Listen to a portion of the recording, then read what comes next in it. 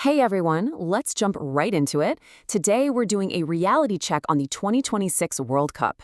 You know the drill. We've all heard the massive hype, the promises of endless tourism booms, and the crazy global prestige tied to the biggest sporting event in history. But what happens when we actually pull back the curtain and look at the hard data?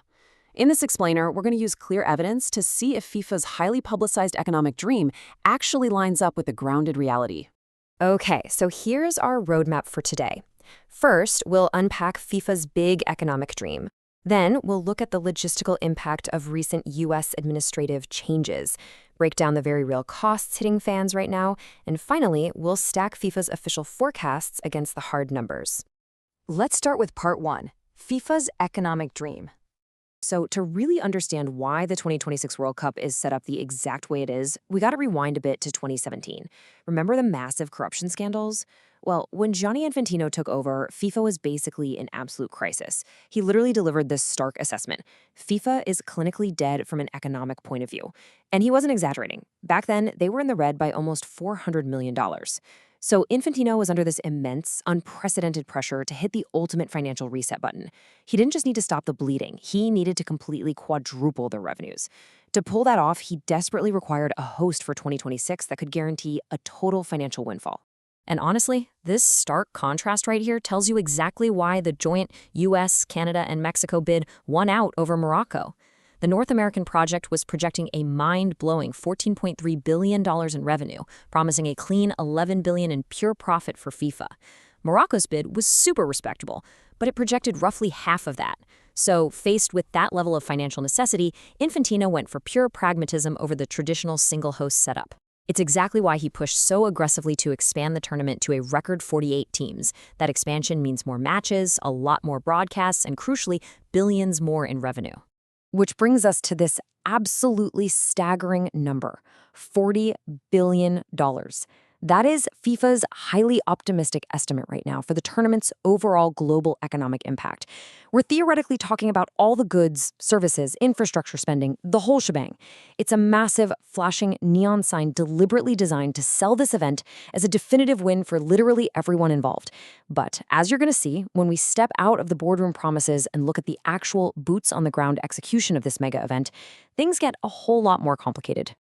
Moving on to part two. The impact of Trump's policies. When we look at the U.S. as the primary host nation, we can trace some undeniable cause and effect lines from recent federal policy changes straight to tournament logistics.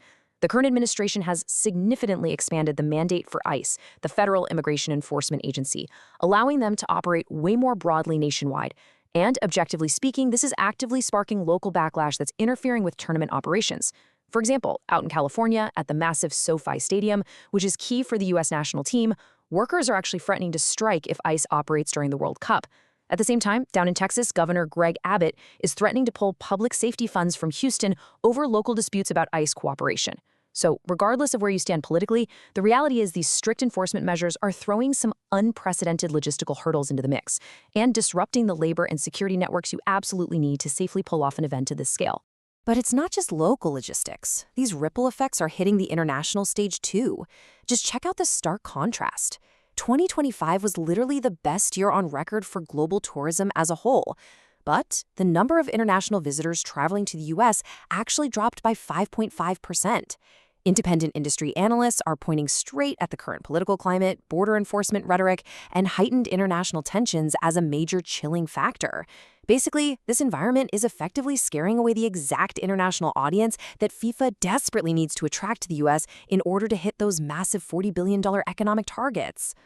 All right, let's get into part three, the real costs for fans. Because here's the thing. If those international tourism numbers waver, that huge financial burden doesn't just disappear, right? It falls heavily onto the individual consumer. Just look at this unprecedented leap in ticket pricing. Back in 2022, the absolute most expensive ticket for the opening match was about $618. Fast forward to 2026, that top-tier opening match ticket has completely skyrocketed to $14,000. Even standard group stage tickets are hovering around $2,000, and getting access to the final match could cost you up to an astonishing $16,000. I mean, the prices are so wild and out of step with traditional sporting events that even President Trump publicly admitted there's no way he'd spend that kind of cash to watch the final. But unfortunately, for the average fan, securing that hyperinflated ticket is really only step one of the journey. Step two, physically getting to the stadium. Usually, host cities heavily subsidize public transport for these mega events, but local U.S. municipalities are passing the buck straight to the fans. In New Jersey, transit authorities literally announced a staggering $150 fee just to take a local commuter train to the final match. Up in Boston, a similar short transit ticket is going to cost $80. The local governments are basically drawing a hard line, refusing to absorb the logistical costs of FIFA's mega event. So fans are forced to pay exorbitant fees just to reach the stadium doors. And that's all before they even tackle step three, trying to find a place to sleep. Now, what's really fascinating here is how the hotel market exposes the illusion of this immediate economic boom. At first, hotel prices in the host cities spiked by a massive 328%. They essentially quadrupled overnight. But here is the critical detail. That huge surge was not driven by actual fans. It was totally artificially inflated because FIFA pre-booked massive blocks of rooms for their own internal staff and VIPs. Once those internal bookings ended, genuine organic fan demand completely flatlined, growing by a measly 1.3%. That lack of real consumer interest led straight to a 40% crash in prices. Hotel owners suddenly had to scramble, slashing rates to fill empty rooms they thought were going to fetch top dollar. Which leads us nicely into part 4, FIFA forecasts versus reality. So let's do the final math here, because the gap between the initial corporate promises and the grounded reality is literally in the millions. FIFA is officially banking on an incredible influx of 6.5 million tourists, dropping nearly $14 billion. But if you look at independent analysts over at Tourism Economics, they paint a drastically different picture. They're estimating the World Cup will only bump up tourist arrivals by 1.3%. That translates to just 742,000 extra visitors. That is a conservative, data-driven estimate, and it is millions of people short of the grand vision Infantino used to sell this 48-team tournament back in 2017. To make matters more complicated, current independent estimates suggest that only 35% of the spectators will be foreign tourists, while the vast majority, 65%, are just going to be domestic spectators. Now, why does that distinction matter so much? Well, think of it like a giant pie. When a local fan buys a ticket or a train pass, they're largely just shifting their regular entertainment budget around within their own country. They aren't adding to the pie, they're just moving the slices. The crucial influx of brand new outside capital, the actual foreign money that genuinely boosts the national economy and delivers on those billion-dollar promises, simply isn't entering the local markets in the massive volumes required. And we have to remember, for this specific World Cup, the host nations already had massive, state-of-the-art stadiums ready to go. There is no huge state-funded construction boom creating tens of thousands of long-term jobs like we've seen in other host nations over the past few decades. Because the concrete is already poured and the stadiums are ready, the promised economic success relies almost entirely on the tourism and hospitality sector. It hinges on this massive wave of international, foreign-spending tourists, a wave that the data clearly shows currently just isn't materializing.